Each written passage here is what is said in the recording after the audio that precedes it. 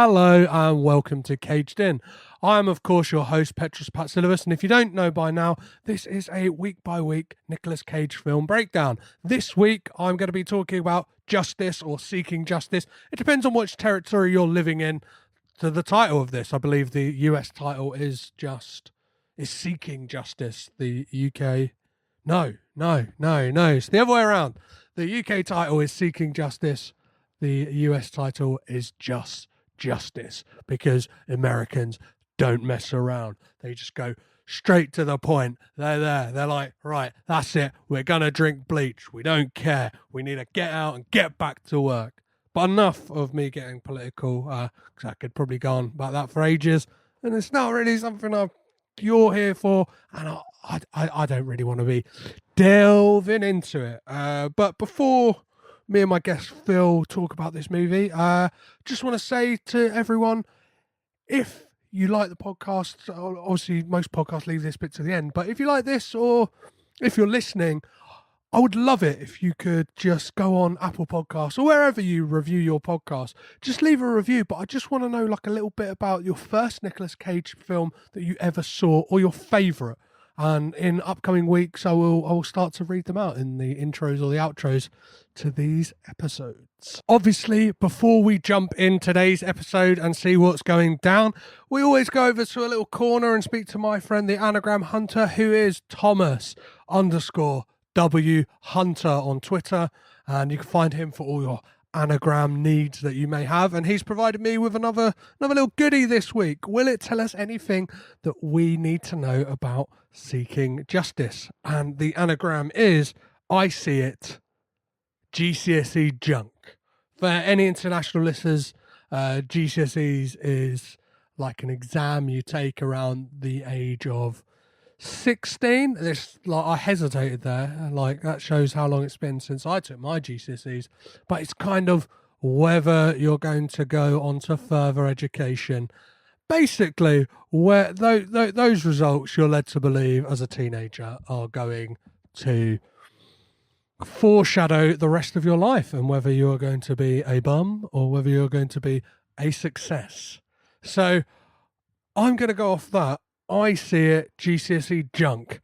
Is this just GCSE junk? Is this the writings of a creative writing 16-year-old who has an hour, maybe an hour and a half to write a short story, and seeking justice is what came of it?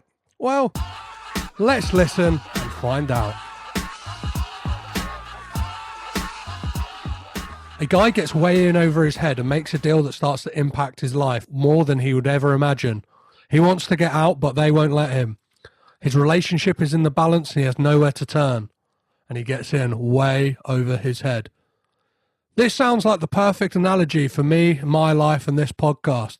I tried to get out, but here I am, talking again about seeking justice, or justice, depending on where you live. However, I am not alone to talk about this movie. I am joined by one half of that dynamic duo, Those Movie Guys. Today I'm joined by Phil. How are you, Phil? I'm awesome, dude. I'm awesome. I'm really happy to be here, dude. I love this podcast. Well, I love your podcast, so it's a perfect. It's a perfect. Yeah, it's a perfect matchup. So before we get talking about this movie, Phil, there's a couple of questions I want to ask you. I've been asking all my guests because I've come back and I'm a lot more professional than I used to be. And the first question always is, are you a Nicolas Cage fan? Absolutely. You asked me if I want, I'm like, I don't even care what it is. I want to be on your show. Like when I chose one that I hadn't seen, which was a surprise because I try to keep up on Nick. I try to stay current with him because it doesn't matter how much the budget was, what the movie's about. It could be that next great Nick Cage. So I always want to watch the new ones and see, like, is it that one? Is it Cagey Cage, or is it just like phone in Cage? Well, yeah, there's two Cages. For me, it's like you get these interesting, you get like the Mandy Cages, you get the kind of color out of space Cages, or you get the next Cages, which is like, oh, the flip reverse, where it's kind of... Yeah, he just kind of showed up and talked a little bit, maybe ran a little bit, but nothing else. I want the screaming bug-eyed, maddening Cage. And like, so we don't know what you're getting sometimes. So I try to watch as much as I can. I'm surprised I didn't watch this before. Well, seeing as you like to, keep up to date, and obviously you are a Cage fan, what is the first Nicolas Cage movie you remember seeing?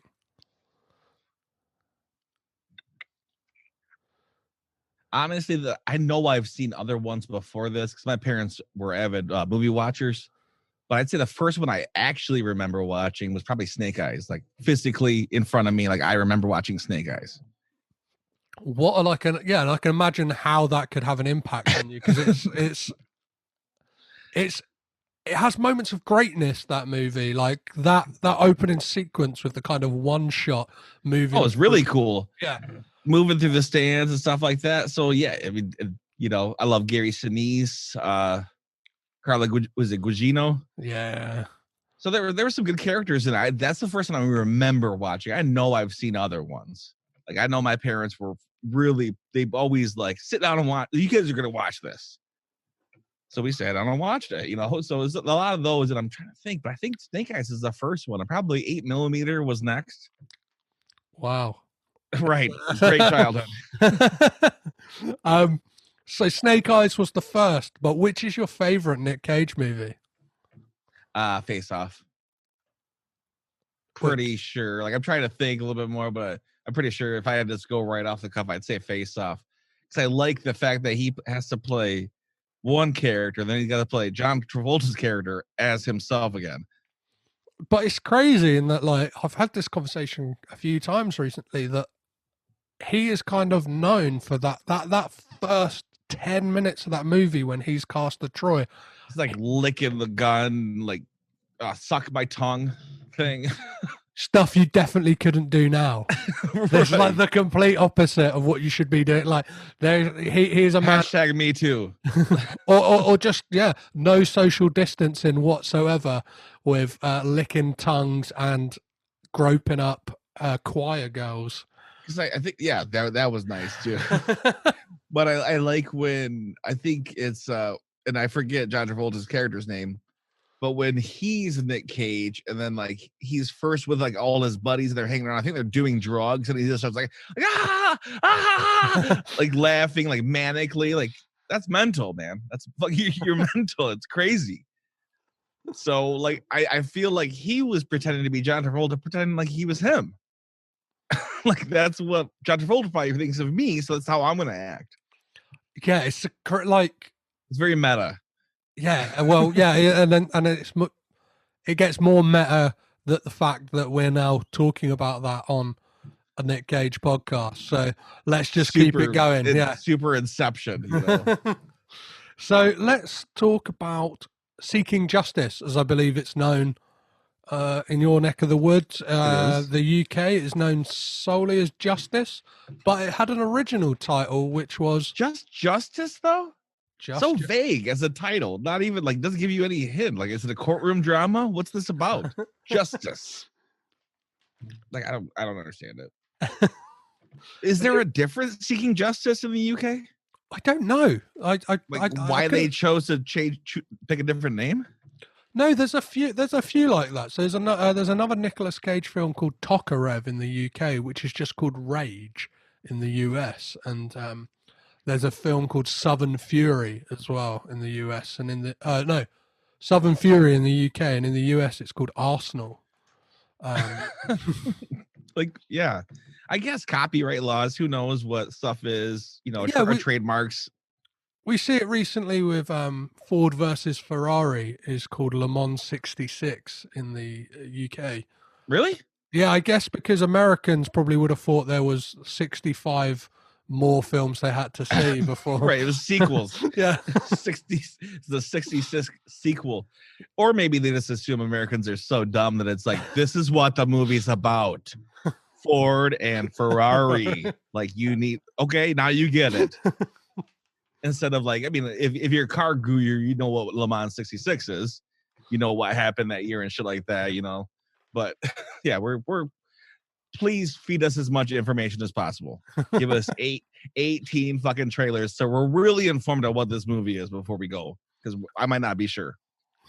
Tell us everything before we get to the like, which is it's a weird thing, and I talk about it on our podcast before that. I remember I was watching House of a Thousand Corpses, and like after about 5 minutes into it, it's all Captain Spaulding just spitting crazy shit. This mother and her 2 small children get up and leave. I'm like, what do they think this movie was? So maybe that's why they have these titles. Like they need to really inform you because people have made the mistake. But House of a Thousand Corpses, come on, Mom. Yeah, it's not like it's called like Spooky House or something like that, which could be like. I think they spelled it out for you, and you still made the mistake. Like this isn't the movie I want. No, sorry. Come on, kids, close your eyes and ears. Let's get out of here. Stupid. Well, talking about movies that do just give you straight down the line what they are, Seeking Justice as a title is perfect for this movie because it kind of sets the stakes and tells you exactly what this is going to be about.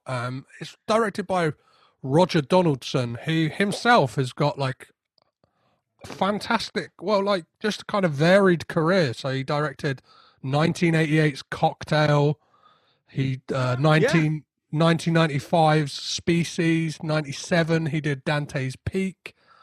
Oh, some good movies I like in there.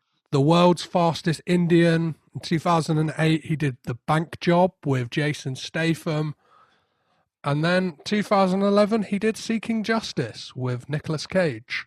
So I also like it because I like it when they find a way to say the name. Like, I mean, Dante's Peak, it's hard not to say the name of the movie, but Seeking Justice, you had to find a way to write that into dialogue. And I like it. Not Guy Ritchie. I do this all the time. Guy Pearce. Guy Pearce said it. Like, and I'm like, oh, there it is. That's a movie name right there. Well, originally this movie was going to be called The Hungry Rabbit Jumps. And they had no problem writing that into the dialogue. But came up like 100 times. But when that moment comes when Guy Pearce says Seeking Justice, there's like a movement. I'm not sure if it's like worldwide, but there's a movement of people who have a like thing that when they're sat in cinemas, that when they hear the title of the movie said out loud, they just clap and leave. Just you're done. They did it. Yeah, they did it. So this movie, you would have been 14 minutes in. I actually like looked at the clock to see, and 14 minutes in, you'd be out. And it's said with like, are you serious? Like people actually get up and leave the theater when they hear the title? Yeah. It's like a kind of like avant-garde art movement almost. Yeah. But his line is said with such like gravitas. He's like, we're just citizens, a few citizens seeking justice. It does invite you in though. Like you're just a citizen too. I'm just a citizen. Like, yeah, I'm tired of the rampant crime. We're just citizens seeking justice. So like when this movie like opens out, we get like Nick Cage as this kind of, I don't know, Nick Cage I kind of haven't really seen before in a way that he's just like quite like an affable, nice guy. Normal guy, right? Yeah. The only unbelievable thing was him and January Jones. Like, come on, dude. She's so hot, and you're Nick Cage. Like, you guys are really married. I've been talking about like where they're going to be in 10 years' time, and he's like, "Yeah, we're going to be here, but we'll have a babysitter." And it's like, pretty sure Nick Cage at this point is like, pushing on a bit, and January Jones is a good 20 years, but that's the Hollywood problem, right? It's a lot of like middle-aged men with unrealistically young girlfriends in movies and wives. How'd you meet at a fucking AARP convention? Like, how old is this guy? Like, I never understood that, never appreciated that. It's so hard to believe them kissing. I'm like, and the whole time, like, you want to put yourself, like, I try to put myself in a cinematic mode, like, watch the movie as a viewer. Then I'm watching it and they're kissing. I'm like, she's like, dude, how much am I getting paid for this? That takes me out of it sometimes. Like, she's like, or it could be like, yo, I got to kiss. I mean, I would love to kiss Nicolas Cage right on the lips just to say I did. Well, like, I got it. I probably could. You very much could have your chance. Like, I guess, like, now that he has been cast as Joe Exotic. Yeah, like I'm looking at you, Phil. I reckon like if you hit the gym a bit and kind of knocked out a few of those teeth, we could definitely be looking at a John Finlay in front of me right now. I could be in there and I could be definitely kissing the body part at least of him. It like yeah, it like, and I would pay good money to see it. I would. Me and Joe in a three-way marriage with Nick Cage right on the altar there. That's perfect. Yeah, we'll tell CBS that we have our Travis. No use looking for no casting calls. It's already done. Perfect. Yeah. So, what do you think of this casting of Nick Cage as Joe Exotic? I feel like he's mental enough to do it. I just feel like there's a lot of people that threw their name out there that I think could have actually done it with more sincerity other than being crazy Nick Cage. I'm not saying it's not going to be good. I'm not saying it's going to be bad. I'm just saying I think there's some people out there that probably could have hit it a little bit better. But I don't know until it comes. Yeah, I'm interested to see it in the fact that it should provide a different side of Cage that we've never seen before.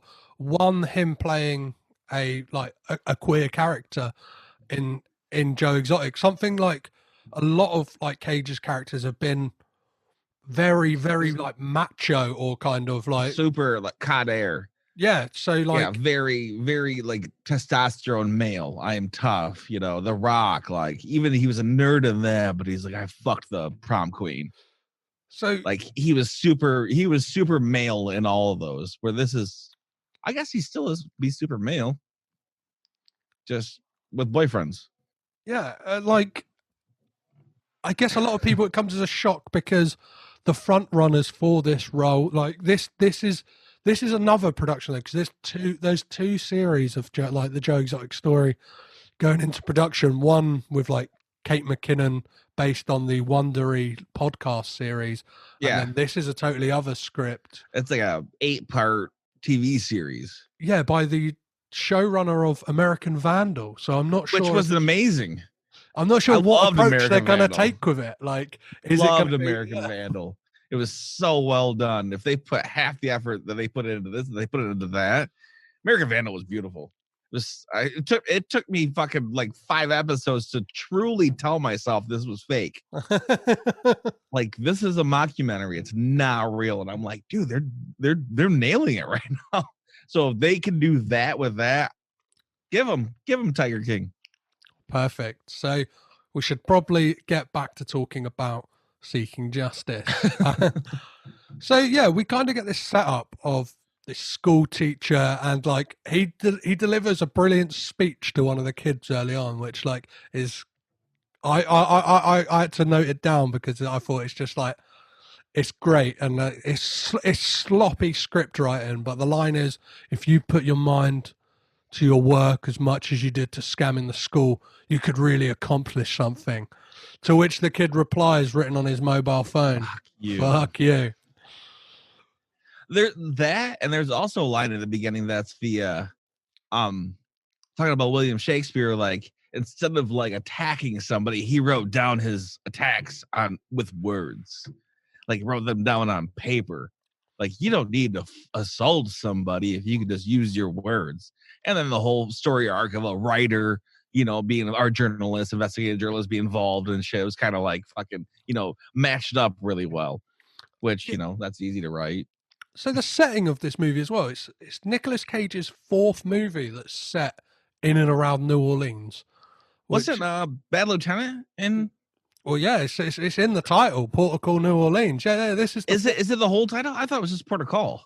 Maybe here it was. Yeah, here we go. I think it was Bad Lieutenant Port of Call here.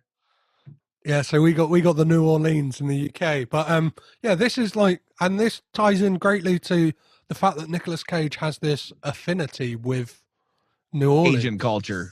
Well, yeah, he used to own the Mary Laveau house in New Orleans. he has a burial plot. It fits with his eccentric nature that he would pick a town that's just steeped in culture and is vibrant and as wild and crazy as his mental state is all the time. But for me, like I guess as an outsider from seeing like New Orleans only in movies and stuff like that, this is a side of New Orleans I've never seen. It's like looks a lot more industrial. It's It's not Bourbon Street. exactly, yeah. I'm used to seeing it in like Zanderley, like a Nick Cage movie. Where it's Yeah, very much- there's fucking jazz playing on every corner. There's fucking beats everywhere. It's just people dancing and singing. And like, I mean, they did show it where they go out dancing. Like, if you're in New Orleans, you go out dancing. Like, there's always a live band somewhere. There's never a fucking TV with a DJ or something like that. It's live music, and it's culture music. It's not fucking, it's not rave music. I mean, I'm sure there's places down there, but when you're talking Bourbon Street in that area, you picture people dancing. Like, there's everybody on the floor. well, I thought about it watching it, was like, I'd love to dance, but 9 times out of 10 when I go around where I'm from, it's like there's 3 people dancing. I'm like, so everybody's sitting down is going to watch me go out there and dance. I wish nobody was sitting down, everybody was dancing. Then I wouldn't feel so like awkward and weird. Well, in the current age we're living in, Phil, I'm pretty sure you could like join some kind of Zoom dance class, or you could some online I can activity. shake my ass. Yeah, exactly. I saw there was a drive-in rave somewhere. I'm like, how'd that work? I saw something like that, and there's a drive-through strip club as well, where the Well, that's more understandable, because I go to a strip club, you just sit there. I'm okay with that, but I'm not gonna go. Why would I go to the drive-in rave where we're all sitting in our cars, like just fucking glow sticks in our own ride? Like, oh fuck, I hit the steering wheel again. Start over. So you mentioning them going out like to dance? Yeah, they go to this kind of like masquerade ball style club, and we get introduced to his like best friend Jimmy, who's played by Harold Pinot, who's famously Michael from Lost. Lost, man. Lost. I mean, he's been in a lot of other shit, but he was decent in Sons of Anarchy. I don't know if you watched that. No, He was decent in that, but the whole time I'm like, this is Michael from Lost. yeah, and he's amazing in Baz Luhrmann's Romeo and Juliet as well. And then we have Jennifer Carpenter as well as Trudy, his girlfriend, and it's kind of all it's on the heels of Dexter, I think, right? 2011. Like, we're like 4 years removed from Dexter. Well, yeah, it's just this thing that the kind of support cast are just 2 staples of 2 really big American Right, yeah. shows, and it's just like I couldn't shake that, and I was like, oh yeah, that's the sister from Dexter. That's all I wanted to hear. Like Jimmy, his character's name is just shout Michael, like, oh no, Walt. I was wanted him He's to- looking for his son. yeah. Looking for his son the whole time. I almost started rewatching Lost because I think I need a better conclusion for that series as a whole. I don't think you're ever gonna get it. I don't. It's not purgatory. It's not the afterlife. It's not all this. And then it was. You liars. JJ said the whole time, it ain't. And then they fucking did it. So I think I want to rewatch it just so I can get a better solid base. So, what did you think of the premise of this movie? So, obviously, like it kind of sets up that Nick Cage's wife is. It's something that you can understand. Definitely understand as a regular citizen of any country, anywhere. Somebody gets hurt, and like I think it was Simon is Guy Pearce's character. He said like, yeah, if they do catch him, she's gonna have to testify in court, which is an emotional problem, and then he might like rapists get 11 months. He's like, that's less than tax evasion. Like, you could, this guy will be out if you seek that sort of normal justice. Let the system work, if it even does. If they actually catch this guy, if they run the DNA, that takes 6 months.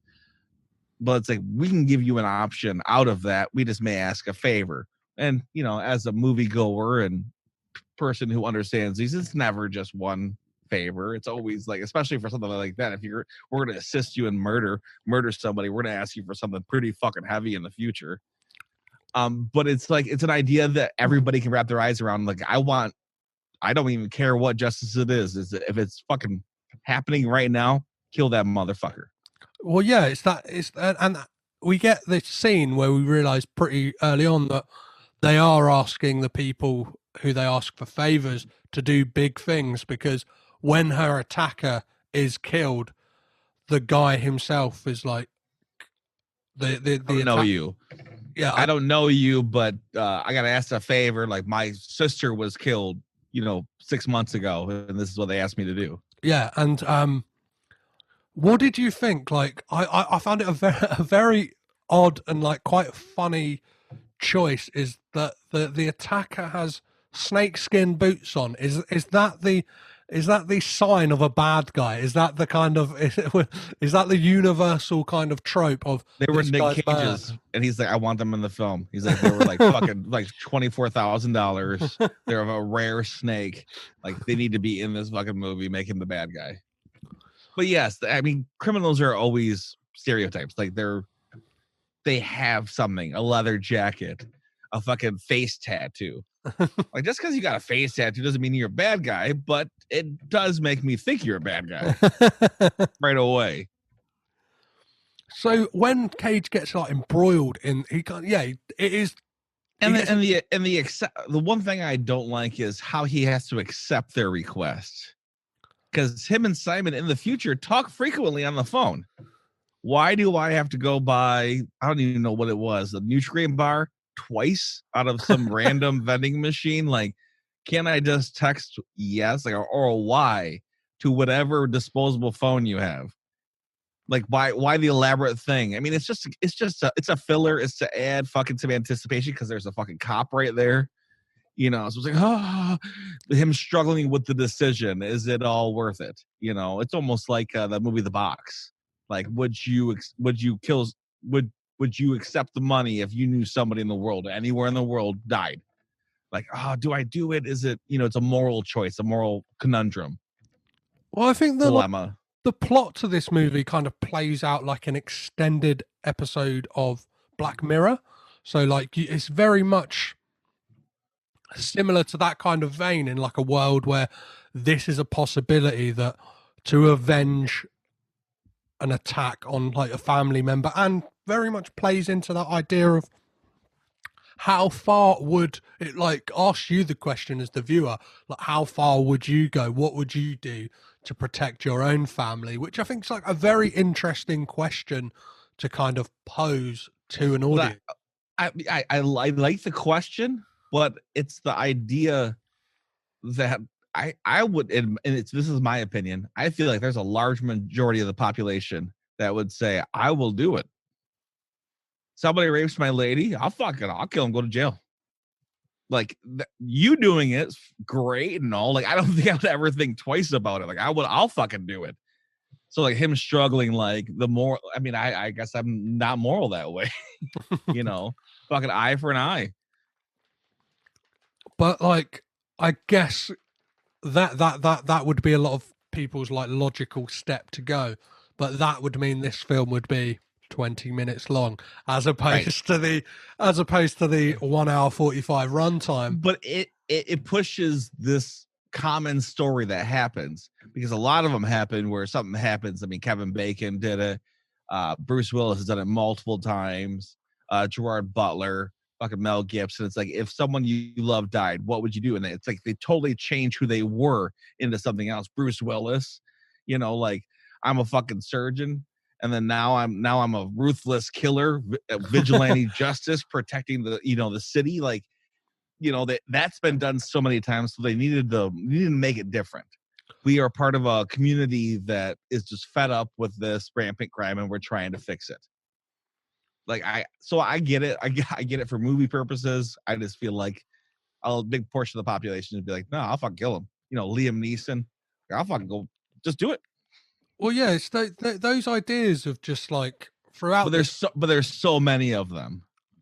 Yeah, I enjoyed this movie. Like, I found myself being quite like tense, just because I like this kind of someone in too deep, and like there's a mystery element. You don't want to, or like I think there's a point right outside this the school where Simon like writes his like number on the board or whatever, and then he calls him and he's like, oh, I'm right here, so talk to me.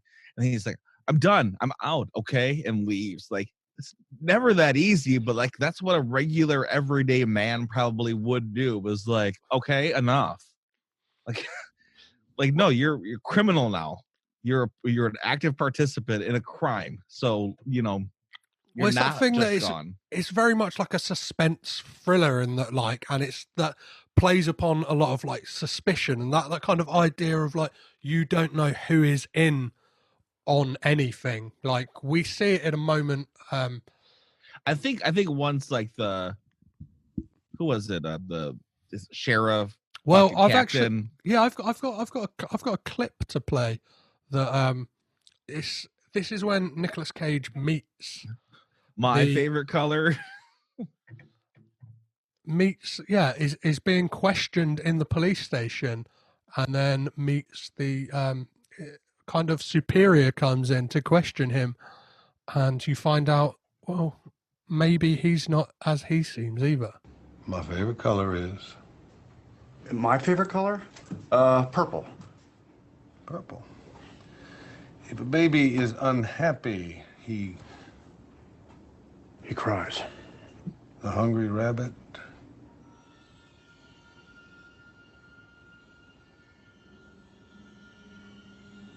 Jumps. The hungry rabbit jumps. Got it.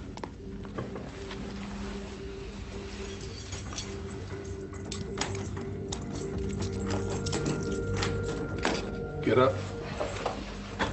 Put that on. I'm gonna leave the room. Wait 10 seconds and get out of here. So we see that even someone high up in the police is in on this kind of organization, and it's like, I think that's when you realize it is an organization. Where before you thought it was maybe a couple dudes, but then this is the realization that it's bigger than that. So it's like, who else? well, yeah, that moment reminded me of a moment in Rosemary's Baby, like another film that just things in that thing of who can you turn to trust. Like, luckily in this case, it's somebody who has got his back, but like that idea and other, I think that thing of just shady cult like figures in the background really like fascinates me. Yeah, and in Rosemary's Baby, she goes to the doctors at one point and like mentions like, oh yeah, I'm pretty sure there's something going on with my neighbors and my husband, and then even the doctors like are part of their like shady cabal, Right. and it's like, Yeah, So- it's a realization. yeah, but that like as a cinema goer, that really gets me on like a guttural level, because that plays into like one of my fears of just like, And a lot, but it's a lot more of, like, you see it more in cinema as the closing. yes, Like now you come up with your own opinion, but it's like something like said in like the last like minute, like I'm walking away the kid that you gave me, and it's like give you a hint that I'm part of the group that you're trying to stop. It's I mean, I can't think of any examples right now, but I know I've seen it a bunch. But it's usually like in the end, where this you eat it like midway through the movie, where you're starting to realize like this is grander. There are more moving pieces. yeah, it would very much be like the ending of Gone Baby Gone, when you realize that the person like who's behind it all is Morgan Freeman's character, who's like throughout the whole thing is like the chief of police or something like that, and it's like, whoa, Helping fuck. with the search, and Ed Harris was helping him with the whole process. And like this, we kind of see a lot of Cage running in inappropriate shoes, which I found like great. And it's kind of like he goes from being like an English teacher to kind of being like almost like a Jack Reacher style, like uses his wits really well to kind of get out of situations, whether that's like, Yeah, like him snuggling in under them angle irons under that bridge, like beautiful. Like I didn't jump off. I found a little slippery out, and I'm down here, but they're nothing better than Nick Cage running. He's all knees, man. And it makes me feel bad anytime I see him jump off something, because the way he runs, his knees are bad. So when he jumps off something, it's like, oh, I'm getting older now, so I appreciate the pain. Like, knees, man. Well, there's a moment in it when like he kind of uses an ingenious way to get a car. He sneaks into a hotel, steals someone's jacket that has their valet ticket in it, and like conveniently though, because it plays into like a part in the film, has a DVD player in there, Right. and it kind of becomes like his Batman's like Batcave, Yeah. like of like He can pump this video in after a great getaway. yeah, and like he gets But even that'll play it out like, I don't care how much you put your hand by your face. Every newspaper in that fucking printing company had his face on the goddamn cover. So I don't care if you cover a little eyebrow. Nobody looked up. Not one person. They were so fucking studious doing their jobs that they never looked up and saw like that guy looks a lot like every single page I've seen today. Looks like that guy. Everyone. Well, I would love to have like known how this film started out, because he very much has the tropes of an investigative journalist, and like kind of he very quickly falls into that role of like just investigating everything and does Investigating the investigative journalist. yeah, and does it Like so he's well, like like taking receipts and stuff, and like he knew to save those. How? So quickly. And I like them dropping a little bit of English knowledge in the world. Like the lady's like, would you hyphenate the second name and you know, a hyphen? He just like spits out a bunch of fucking like fucking English vernacular on how to like write shit. And she's like, I guess you're right. It's like, oh yeah, remember he's an English teacher, just a regular Joe like us. well, yeah, that's kind of like his special power in this movie. That's his like one thing English to get out of language. which plays him well. And that, and for the very minimal money he has, he's very like liberal when he's like bribing a guy for some information. Is Buying shots like crazy. Like, didn't she give you? And she said, that's all I have, which made me think that's not a lot. She's like, this is all I have. So I'm thinking like $57. yeah, I don't know. When he's at the gas station asking for information, he looks very liberal in like, do you know what I mean? Like, Dropping 20s. yeah, well, yeah, like you probably know the currency better than me, but I was like, man, that looks like that could be like a $100 bill. He looks like the guy's eyes lit up. So like, I thought like he's been a big tipper here, and he looks Right, so. But on his the wife bottom. made me think it was like she didn't Yeah, give him yeah, a yeah. lot. That's what I mean. And like, So what kind of life are they living? Like maybe you know, maybe they're fucking pretty ritzy. Where like she gave him 1,500. She's like, sorry, that's not a lot of money. Like, dude, I could sit here for the next month and a half without working, like I have been for $1,500. Like, so like she gave, that's all I got. Sorry, babe. Like, wow. Wish I was, you know, felt bad, you know, but yeah, it's fun. It's funny. It's funny how, like, yeah, that dude with the fucking the gas station was like, oh, well, I'll tell you anything. I'll betray my mother for that sort of money. Well, he had that kind of look on his face when the first like bill was put down, and it kind of felt like redundant that he then had to like put down 2 more bills because In a row. given the information already, and like, yeah. So I mean, I'd have to go back, but I think he threw down 20, so it's still a $20 bill. I mean, I think it's really the fucking same as a pound. So yeah. But even so, the guy was sold on 20. He didn't need to give him 60. hey, he didn't need any more. He like you already had the info. And the info, like it seemed very like quick. it was life-changing money. Well, it seemed very quick for him to then like get like it was the mystery was solved because there was just a DVD inside of a boat, which like went like I thought like when there was the book, I thought it was gonna be a lot more. The Edward Burke, was it Edward Burke? I thought it was gonna be a lot more like in depth than that. Like it would be some kind of Right, like National Treasure. Like there's gonna be there's one piece of one passage in the book that's gonna tell you the location of this hidden DVD or this hidden evidence we have. Or I'm gonna have to travel around and no, it's just that if anybody had any sort of public records, they could know that he owns another place that's not his desk at work, and that's where it's at. Yeah, and like really easy to find. Like I wish I would know if you knew where it was at. All his buddies at the wake. Like you pull public records, you find where other place was.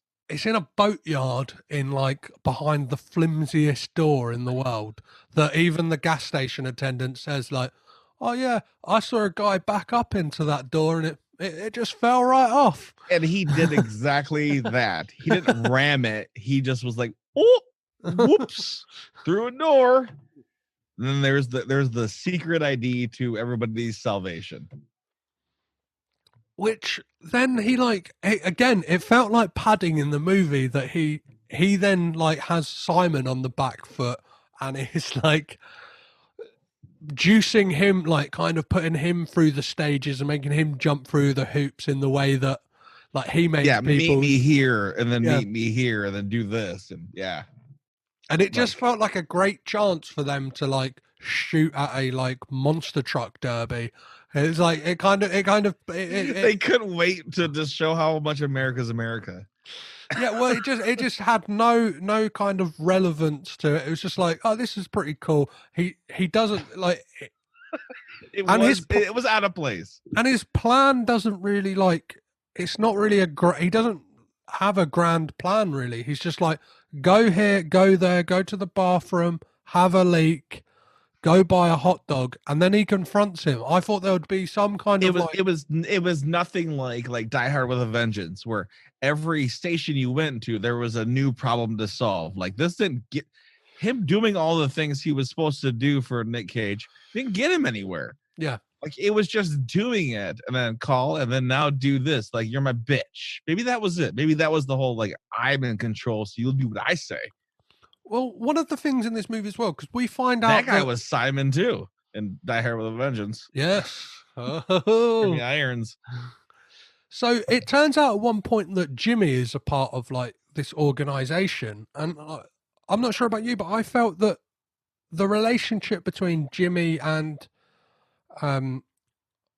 Will's character, like Nick Cage's character Will, wasn't like built up enough for it to be the portrayal that it was. Like obviously it was and if Jimmy knew all this, his reaction to shit, like when he punched the kid in class, Jimmy should have been well aware of what's going on. He's like, what the hell, man? And then even fucking Will being like, I just told you to repeat it like a million times. I'm like, you told it. Now this would be the second time if you did tell him. He's like, he's like, you're late. Yeah, I know. So something happened. And then, but you're never late. Well, I gotta tell you a million times. Like, wow, let's slow it down, fucking Mr. Aggressor. Like, but Jimmy knows this. He knows everything that's happening. So why would he be? It was fooling us for the sake of fooling us, but for no other reason. Maybe to make Will believe that he truly was the unknowing friend and all this, and he wasn't a part of this group. But I was like, once the reveal happened, I'm like, that doesn't make sense because he's well aware, and especially in private, he'd been like, I get what's going on with this dude. Like, he's forced to make some difficult decisions. So, like, I'm going to cut him some slack because he's my bud. Well, it felt like a lot of it could have been avoided with that relationship between those two. That, like, he could have said to him, like, I'm in this, I can try and help you get out. Like, instead of, like, dig yourself deeper. Like, he's a man who is kind of, he can't go to the cops because they're after him because he's been framed for a murder, which, like, of this journalist. And then he can't go to anyone else because this just, it's like everyone's out to get, he's a man on the run, stuck between the cops. That's what it should be called, Man on the Run, and they could have used this song. Man on the Run. I hate to break it to you, that song's called Band on the Run. No, Man. It's Man. Okay, so the Wings song is now called Man on the Run. Man on the Run. So that, like, for a like film that I thought like might have had like a higher body count, like whether like it was like accidental kind of deaths by like. Well, it's that he refused so much though for so long. It could have been higher.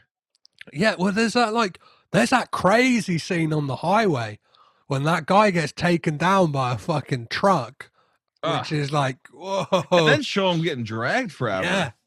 Like, I know that's what happens, but show him the legs, like dangling. How long does it take a Ford Explorer to stop? Well, it's like the stunt guys that day were like, come on. We're fucking doing it. We've spent all day, like, setting up this scene. We're getting the most out of it. Like, show his dangly legs like halfway underneath where they get stuck under the axle. But like, how do you like? Yeah, what did you think of it? Did you enjoy? This movie? I did.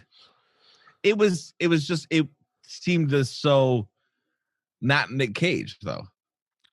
Well, There was points in it, but it just wasn't crazy. I feel like he is replaceable by anybody else, where I feel like a Nick Cage movie is only a Nick Cage movie.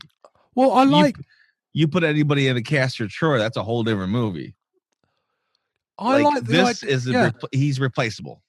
I like the idea that it is Cage kind of getting to do something that we'd never really see him do. Obviously, he's played like the kind of studious guy, whether that's he's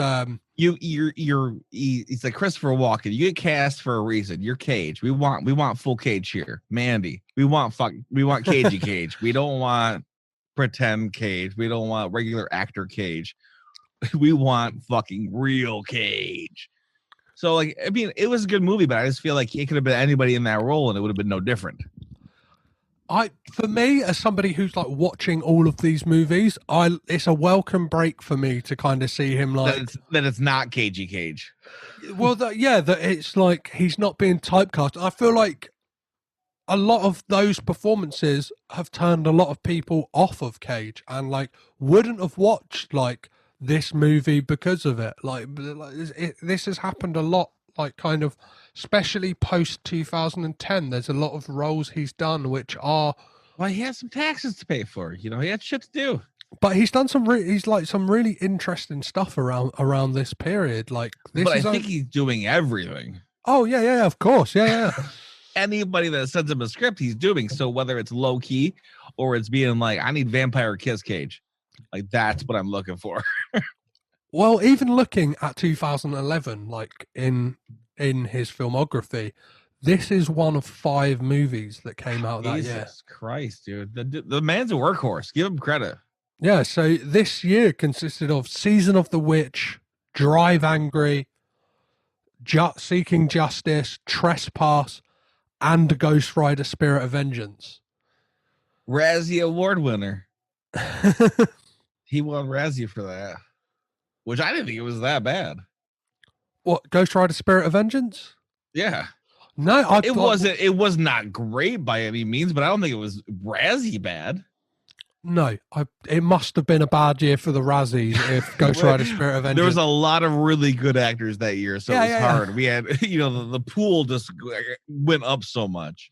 Well, I guess this would have been the start of the kind of Cage becoming the meme that he eventually kind of boiled over the pot, and we're seeing kind of coming back round now in 2020. I wonder how that plays with him, though. If he feels like, am I cast because I'm crazy? So should I just be crazy? Or like he talks to somebody. If there's somebody saying we need cagey Cage, like, is that part of the process? I'm with the directors and the writers, and they're like, all right, Nick, you can do a lot of things. We've seen you, leaving Las Vegas. Amazing. Great work. We've seen Mandy. Wow. There's a bunch of different shit. Like, does he have a conversation? And they were like, we need you to go fucking nuts, or we need you to tone it down. Like, this isn't that movie. Seeking Justice isn't that.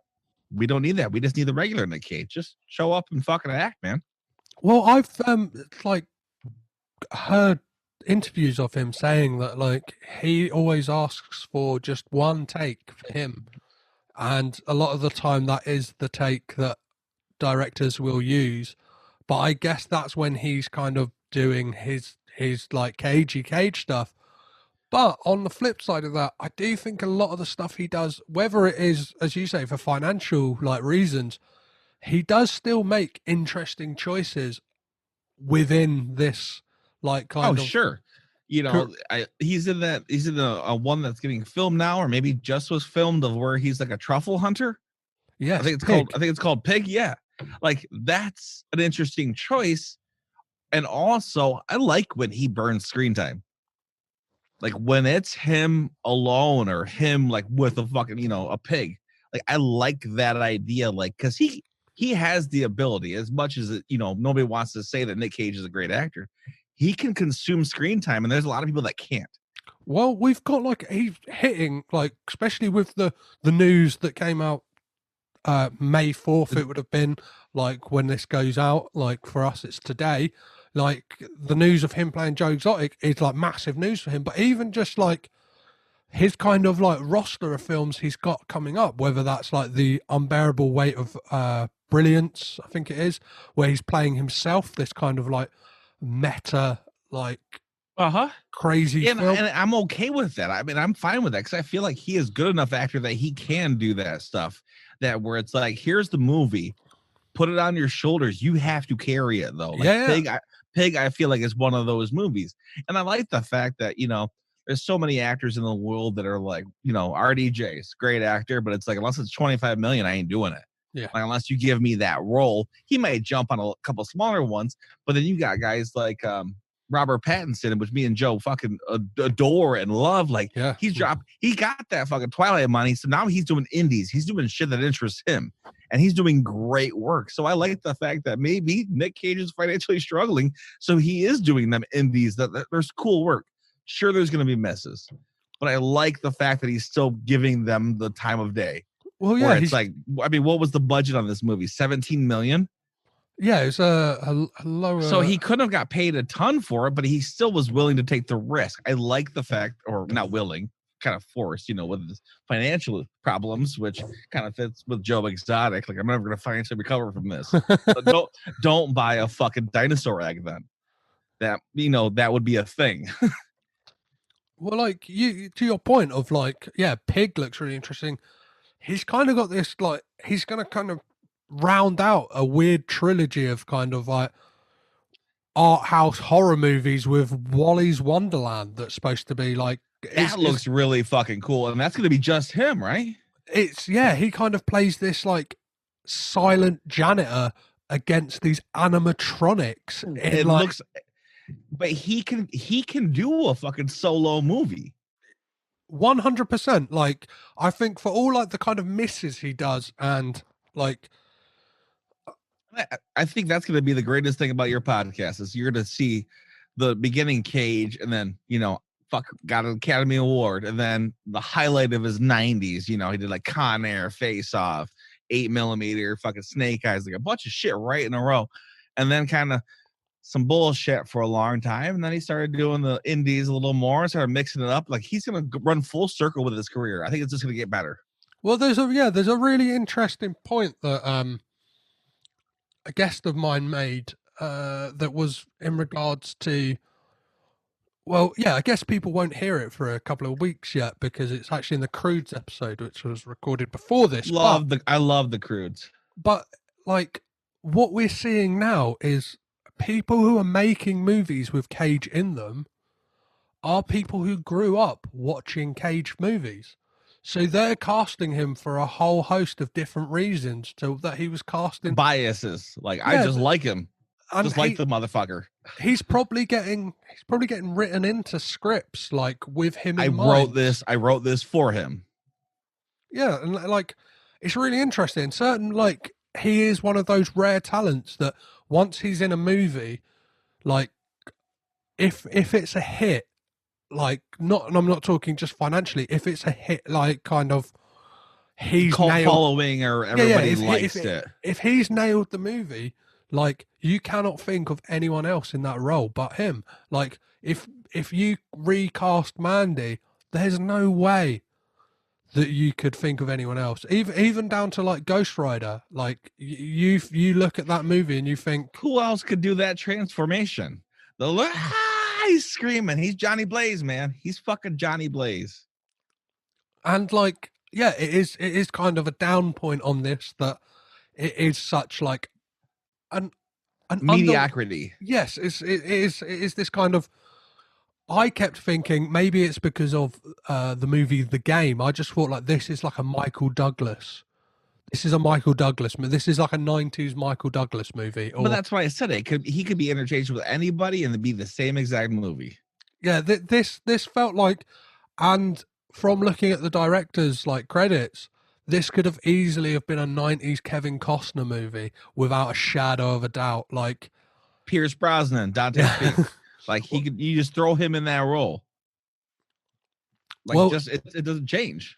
3 years later, the director actually went on to make The November Man with Pierce Brosnan. So, like, Likes him.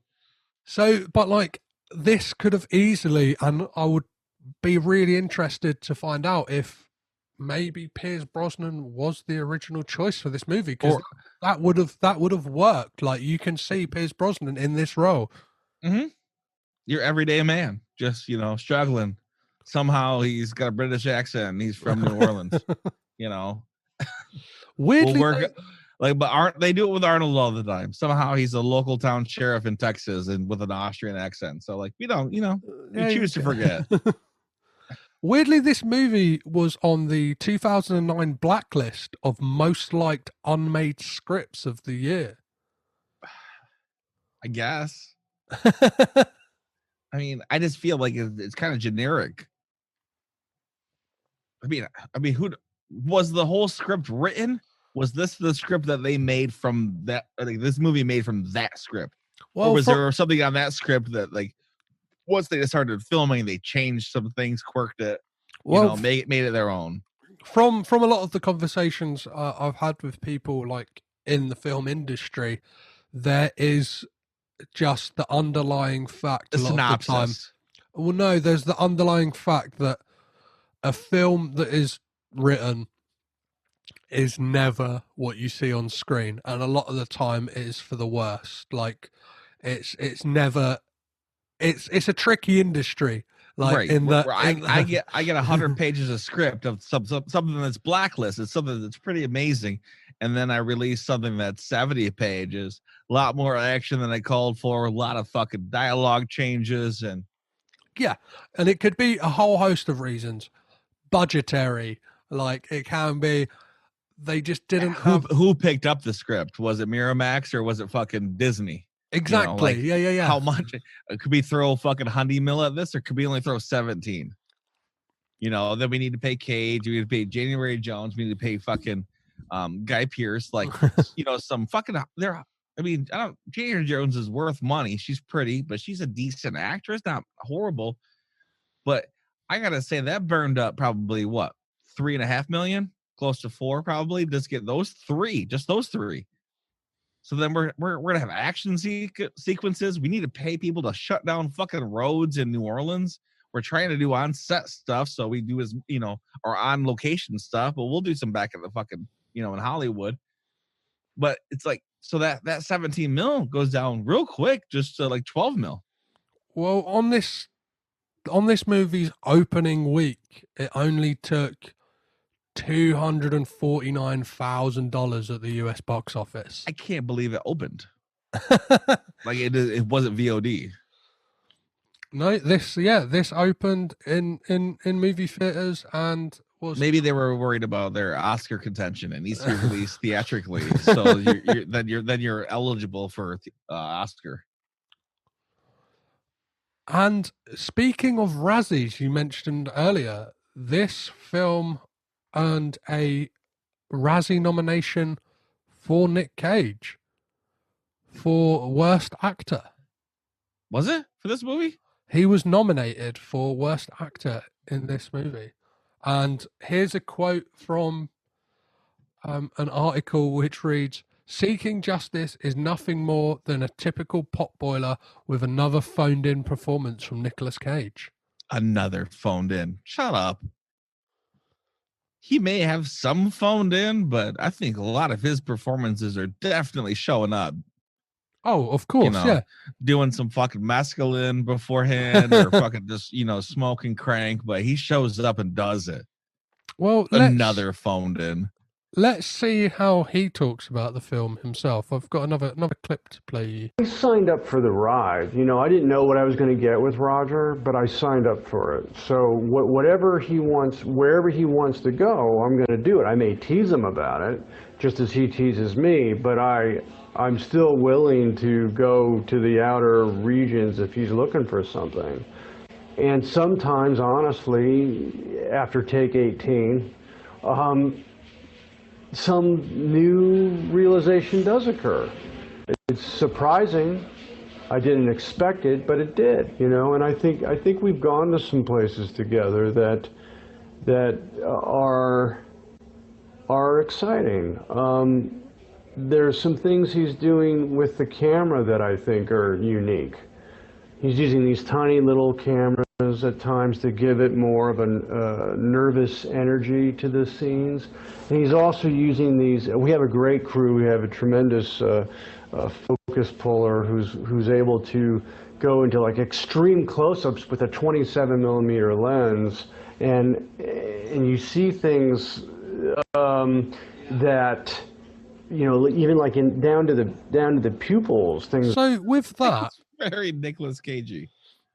but with that, we see that like Nick puts everything into his films. Like he's very much engaged, and even this, you could see that he was probably trying to give his best for something that possibly like isn't the greatest of his performances. Like the finale to this like movie is kind of, again, it's underwhelming for the kind of tension that the movie builds. And I don't know, the more I think about it, it's kind of the movie does feel underwhelming. I think when I was in it, like, just because it plays upon like some of my fears of this thing of like, who can you turn to, who can you trust, but yeah, it kind of, the way it wraps up, and like out of nowhere we get the cop turn back up and everything's brushed under the carpet and they can live their lives once again.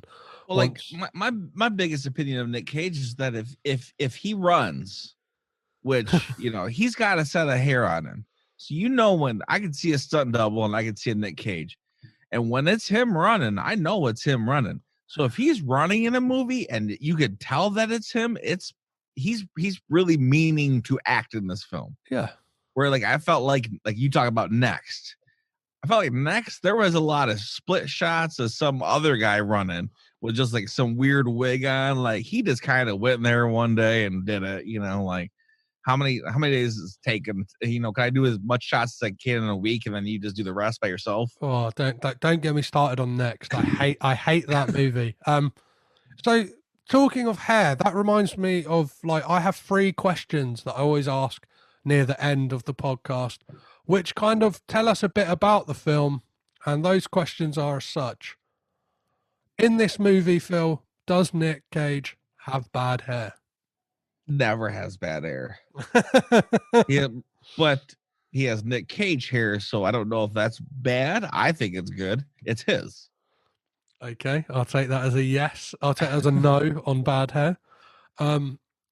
Another important point that I always look for in Nick Cage movies is, does he do a crazy voice? Obviously, he's known for doing these out there voices and going to places people don't. Best I could find when he did "Who Dat?" Dat, like he was at the bar at the beginning. That really excited me, that moment, because I was like, we're getting. Are we in it? Are we? Yeah. We're getting a glimpse of that guy that I know and love. But that's typical New Orleans shit. The New Orleans Saints, you know, who dat, fucking chain of that game. So like he yells that out, but I don't know. I think he did it wrong. Like he's like, who dat? Where it's like who dat? Who dat? Who dat? And then my final question, as always, to everyone is, do we get a Nick Cage freak out? Do we get a classic Nick Cage losing his shit moment in this? I don't think so. Mate, I don't know. Maybe he's a little like when the guy pulls him out, or the guy's like, "You child molester," and he jumps out like with a gun, and like maybe he was a little freaked out, but like that's the like that was like level 5 excitement for Nick Cage. We weren't even close to 10, but that's, I mean, I say the rest of the movie's a 2 on Nick Cage, you know, style, and that moment maybe was a 5. Well, from my research into asking these questions so far, it tends to be when we don't get a freak out, it tends to not be the best of Nick Cage movies. Not that like everyone wants him to be on kind of like, but it can be the worst movie. But if we get a level 10 Nick Cage once, we accept the rest of the movie. Well, like there's some movies, like we spoke of Mandy, like there was like 20 minutes of 10. Yes.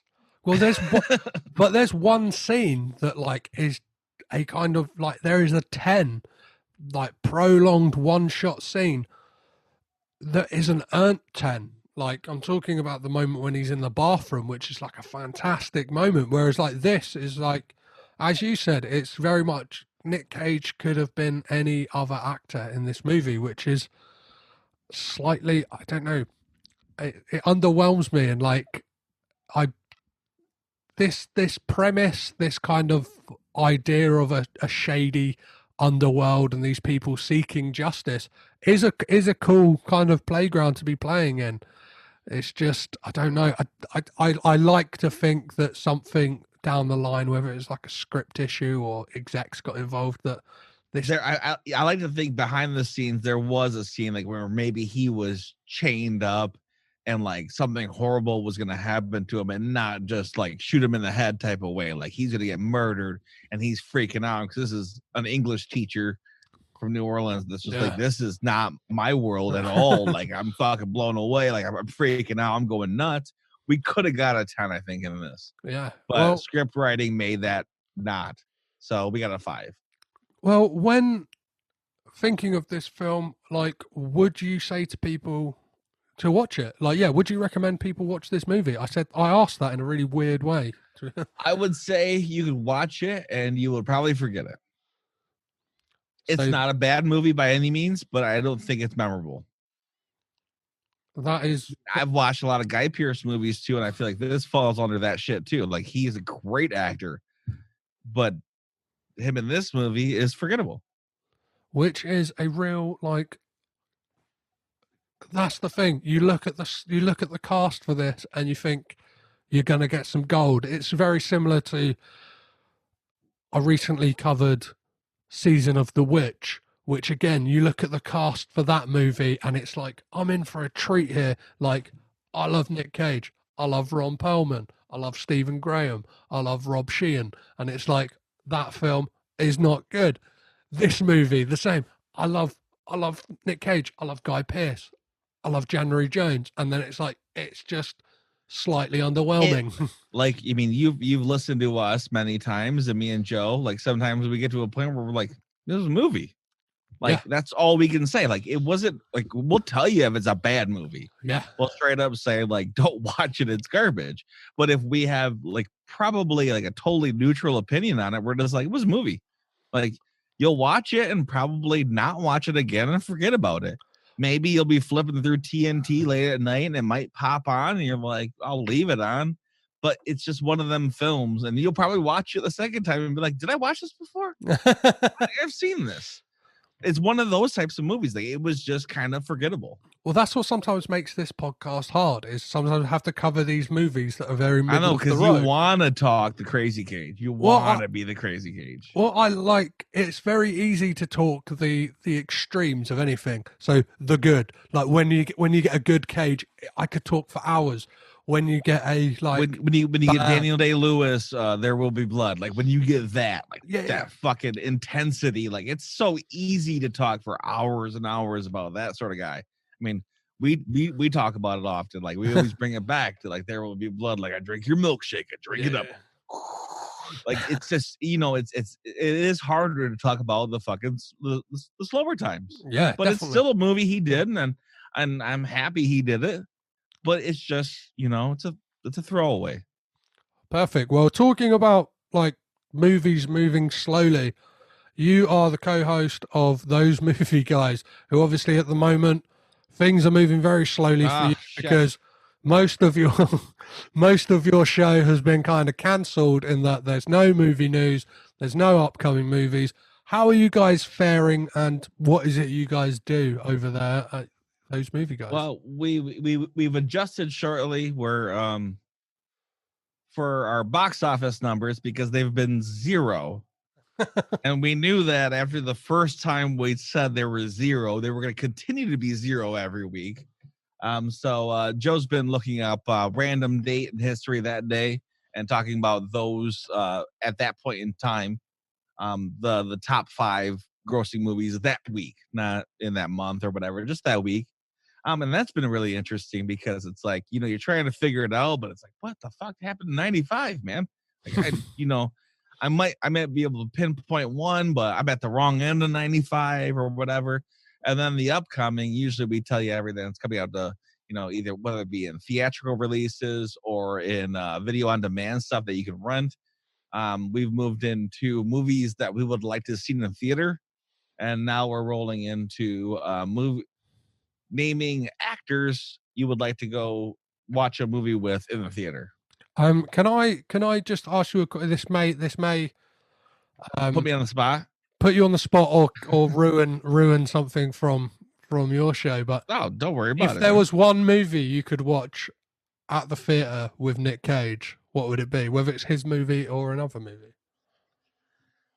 See, that was the problem with the idea we had. It was like, would we pick a movie that included that person? Like, would I want to watch a Bill Murray movie? Like, would I want to watch Groundhog's Day with Bill Murray? And I'm like, I don't think he would appreciate it as much as me. I'd rather watch a movie with a certain character, like a certain person, like a Nick Cage, and watch a totally different movie. So if I had to pick a movie to watch with Nick Cage, he seems like a trippy dude. Seems kind of like a space cadet. He's kind of fucking out there sometimes. He's really eccentric. And it's a movie that I picked that I would love to have watched in theater, that my dad said he watched it in theater, and him and a bunch of his friends were doing acid, watching it the whole time. And I probably 2001: A Space Odyssey with Nick Cage. What a fantastic pick. That's like, I think Nick Cage would appreciate the movie in the same aspect I do. Like, love the music, that Blue Danube, that soundtrack. Dun, dun, dun, dun, dun, dun, dun, dun. Like that. I think he would appreciate that. What Nick Cage movie would I watch with Nick Cage is a question you didn't ask, but I will answer it. I think, God, I would have to say that I think it would be probably Mandy. That is a fantastic choice as well. I just feel like his other roles, I feel like he did do them well. He's got icon roles, but I feel like he would love Mandy for the chaos that it was. Like, he would giggle at his parts. He would laugh in the seat next to me, like, oh fuck, here we go, man. This is where I was fucking doing that thing. Like, so I think that would be fun. Amazing. Well, this seems like a perfect place to leave it, Phil. Where can people keep up to date with what you guys are doing over at Those Movie Guys? Those Movie Guys Podcasts.com. Those Movie Guys Podcasts on Instagram. We're not really doing Twitter anymore. We laid off that. Facebook, same thing. Those Movie Guys Podcasts. I mean, we're everywhere. Stitcher, fucking iTunes. I mean, you yell at Alexa and tell her to find it. Like, we're around. Perfect. Well, it's been an absolute pleasure to have you on to talk about this lukewarm movie, Phil. It was, but I'm happy to be here, dude. I'm happy to see you. I'm happy to talk to you.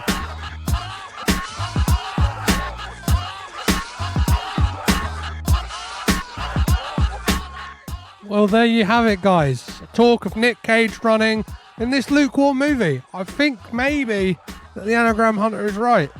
This film had potential.